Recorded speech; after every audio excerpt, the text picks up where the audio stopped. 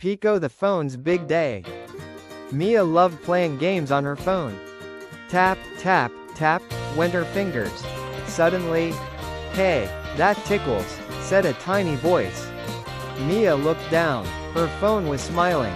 "My name is Pico the Phone," it said. Mia's eyes went wide.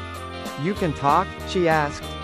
"Of course," Pico laughed. "And I can do many things. I help you call your family. I show fun videos and games.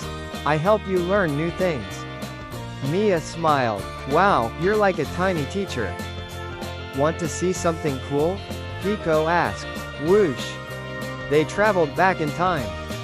Mia saw a big, old phone. "It's huge," she said. "Yes," Pico explained. "Long ago, phones were big and had wires.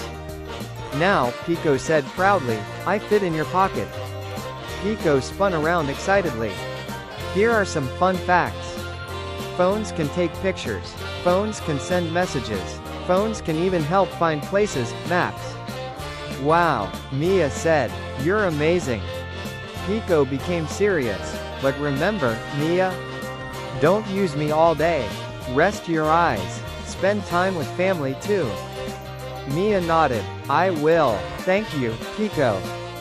Mia put her phone down and went outside to play. Pico smiled softly.